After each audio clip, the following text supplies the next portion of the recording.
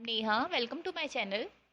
आज की क्लास में हम देखेंगे image formation by concave lens. Convex lens के केस हम ऑलरेडी अपनी लास्ट क्लास में डिस्कस कर चुके हैं। तो स्टार्ट करते हैं आज का टॉपिक जो कि है कॉनकेव लेंस। और इसमें अच्छी बात यह है कि आपको इस टॉपिक पे ज़्यादा केसेस नहीं पढ़ने, सिर्फ और सिर्फ आपको 2 केसेस पढ़ने हैं। ठीक है, तो केसेस से पहले हम आपको कुछ बेसिक्स बता दें, जैसे कि कॉन्वेक्स लेंस में मैंने आपको बताई थी 3 मेन पॉइंट्स हैं, उसके बेसिस पे आपको इमेज फॉर्मेशन करनी है। ठीक है, तो एक बार आपको रिमाइंड करा दें कि कॉनकेव लेंस कैसा होता है। कॉनकेव लेंस इस टाइप का होता है। ठीक है, इस लेंस को हम लोग बोलते हैं कॉनकेव लेंस।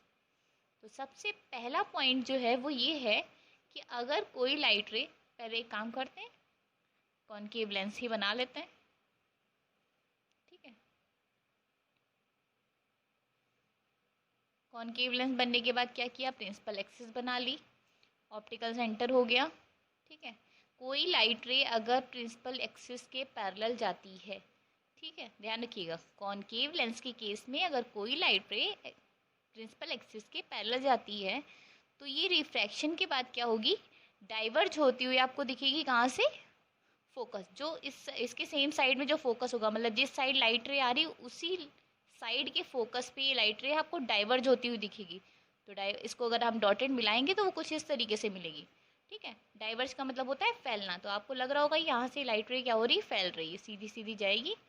मैंने बहुत बार आपसे बोला है कि आप जो भी लाइन ड्रॉ करिए, खींचिए, उन्हें स्केल से खींचिए। ठीक है, सीधी एकदम। तो पहला केस तो ये हो गया कि रिफ्रैक्शन के बाद ये जो है F1 फोकस से डाइवर्ज होती है, आपको दिखेगी। ठीक है, सेकंड केस में क्या होता है वो देखते हैं। फर्स्ट वाला आप बना लीजिए एक बार फिगर।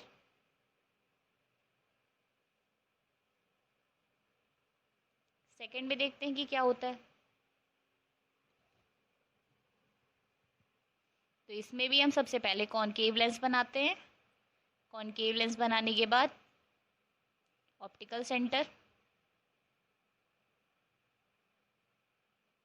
ठीक है, प्रिंसिपल एक्सिस बना ली, फोकस F1 F2। अब दूसरे केस में क्या होता है, अगर कोई लाइट रे आपको कहाँ से दिखे कि वो प्रिंसिपल फोकस की तरफ आ रही है, इस तरीके से देखिए। ठीक है, ऐसे कोई लाइट रे जो है जो कि कहाँ से पास हो रही है, प्रिंसिपल फोकस से, तो कुछ इस तरीके से पास होगी। ठीक है, तो ये लाइट रे जो है जो आती है प्रिंसिपल फोकस की तरफ, ये रिफ्रैक्शन के बाद जो है प्रिंसिपल एक्सिस के पैरेलल हो जाती है। क्या हो जाता है इस केस में, प्रिंसिपल एक्सिस के पैरेलल आफ्टर रिफ्रैक्शन। ये देखिए, ये पैरेलल होके निकल गई। ठीक, अभी हम लोगों ने देखा था पैरेलल थी तो वो कहाँ जा रही थी, रिफ्रैक्शन के बाद फोकस से निकल रही थी। सेम इसमें उल्टा हो गया। अगर कोई लाइट रे आपको फोकस की तरफ आती हुई दिख रही है तो ये ऐसी लाइट रे जो है रिफ्रैक्शन के बाद प्रिंसिपल एक्सिस के पैरेलल हो जाएगी। ठीक है, 2 केस हो गए आपके। थर्ड केस देखते हैं। थर्ड केस बहुत आसान है, जैसे आपने कॉन्वेक्स लेंस के केस में पढ़ा था, सेम वैसे ही है कि अगर कोई लाइट रे ऑप्टिकल सेंटर से पास होगी। ठीक है, कोई लाइट रे कहाँ से पास हो रही है, ऑप्टिकल सेंटर से पास हो रही। तो ऑप्टिकल सेंटर से पास होने वाली लाइट रे क्या होती है, सेम, मतलब जैसे स्ट्रेट लाइन में वो आई होती है उसी स्ट्रेट लाइन में वो निकल जाती है रिफ्रैक्शन के बाद।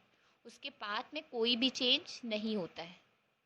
ठीक है, ये आपने पढ़ा था ऐसे कॉन्वेक्स लेंस के केस में भी। ठीक है, तो ये 3 बेसिक पॉइंट है जो आपको ध्यान रखना है। अब हम इसी के साथ पहला जो केस है वो स्टार्ट करते हैं, और वो केस है when the object is at infinity. ठीक है, आपको बताना है कि अगर ऑब्जेक्ट इन्फिनिटी पे रखा हुआ है तो इमेज फॉर्मेशन किस तरीके से होगा।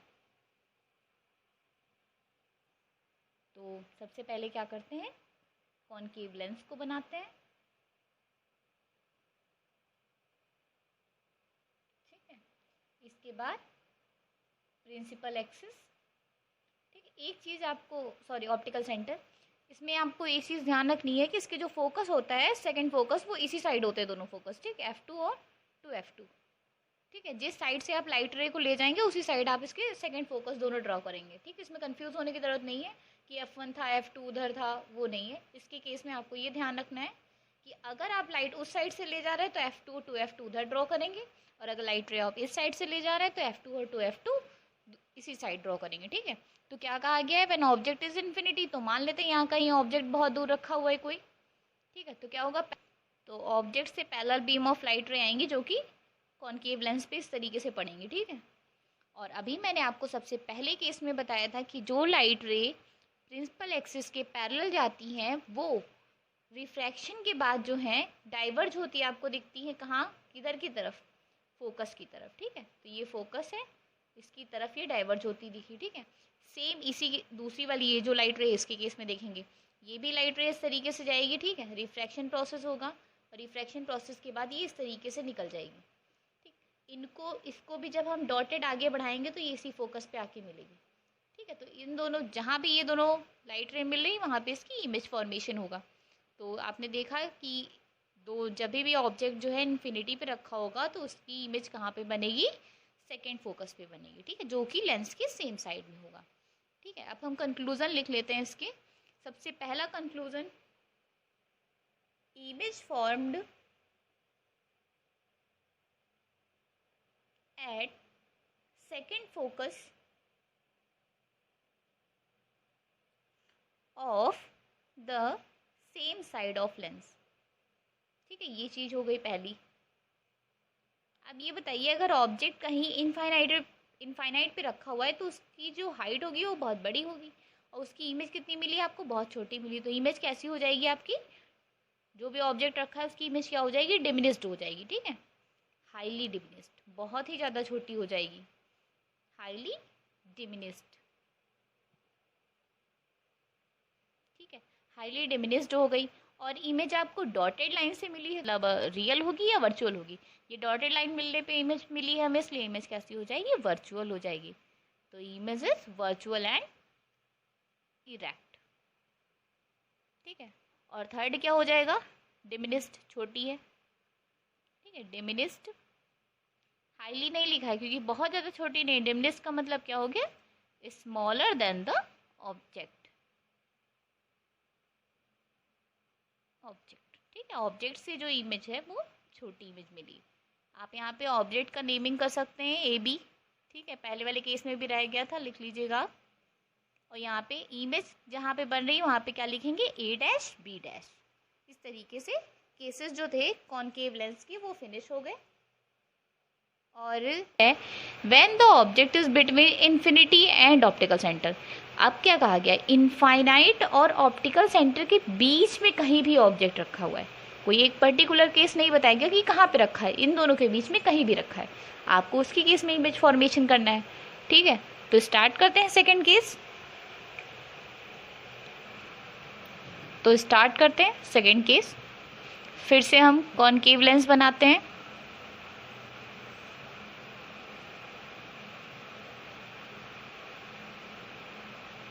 ठीक है, optical centre, principal axis, F2 to F2। ठीक है, अब क्या कहा गया है कि इनफाइनाइट तो कहीं इधर हो गया और ये ऑप्टिकल सेंटर हो गया, इन दोनों के बीच में आपको कहीं ऑब्जेक्ट रखना है, तो कहीं भी आप रख लीजिए। मान लेते हैं हमने ऑब्जेक्ट यहाँ पे रख दिया। ठीक है, इस तरीके से। अब क्या करते हैं, इमेज फॉर्मेशन देखना है। ठीक है, तो सबसे पहला केस तो यही है कि लाइट रे क्या करेगी, पैरेलल जाएगी प्रिंसिपल एक्सिस की, और प्रिंसिपल एक्सिस के पैरेलल जाने वाली लाइट रे क्या हो जाएगी, रिफ्रैक्शन के बाद कहाँ डाइवर्ज होती दिखेगी, फोकस पे। ठीक है, तो इसका डाइवर्जन इस तरीके से फोकस से हो गया। ठीक, सेकंड क्या है, सेकंड यहाँ से आपको कोई और केस नहीं दिख रहा है। ठीक है, फोकस उधर दूसरा वाला नहीं जाना, एक केस आपको बचा ऑप्टिकल सेंटर वाला। ठीक है, वो उस वाले केस को देख लेते हैं कि क्या होगा, कि लाइट रे कहाँ गई, ऑप्टिकल सेंटर से पास होगी, और ऑप्टिकल सेंटर से पास होने लाइट रे क्या हो जाएगी, सीधे निकल जाएगी। ठीक है, तो इस तरीके से इसको हम लाइट रे को ऑप्टिकल सेंटर से पास करा दे रहे हैं। ठीक, तो जहाँ पे ये दोनों लाइट रे मिल गई, ये जो हमने डॉटेड आगे बढ़ाई थी और ये जो लाइट रे थी जहाँ पे कटेंगी, वहाँ पे क्या होगा, जो ऑब्जेक्ट था उसकी इमेज फॉर्म हो जाएगी।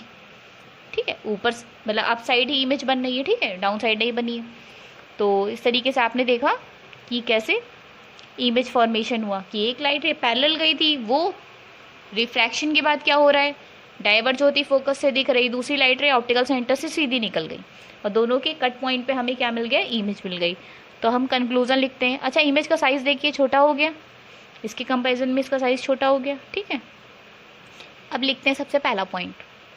तो कंक्लूजन का फर्स्ट पॉइंट क्या हो जाएगा, यही कि इमेज कहाँ कहाँ बन रही है, इमेज जो है लेंस और फोकस के बीच में बन रही है। ठीक, फोकस यहाँ पे हम जो डिफाइन नहीं करेंगे कि F2 है कि 2F2, क्यों?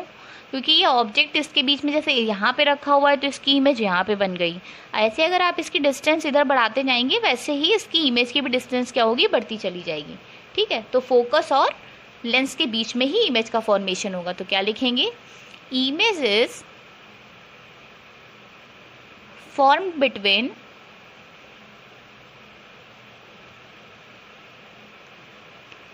Lens and focus. अच्छा, एक चीज़ बताइए कि इमेज कैसी होगी, रियल हो मतलब रियल होगी या वर्चुअल होगी? ये डॉटेड लाइन मिलने पे इमेज मिली है हमें, इसलिए इमेज कैसी हो जाएगी, वर्चुअल हो जाएगी। तो image is virtual and erect. ठीक है, और थर्ड क्या हो जाएगा, डिमिनिस्ड, छोटी है। ठीक है, डिमिनिस्ड हाईली नहीं लिखा है क्योंकि बहुत ज़्यादा छोटी नहीं। डिमिनिस्ड का मतलब क्या हो गया, स्मॉलर देन द ऑब्जेक्ट।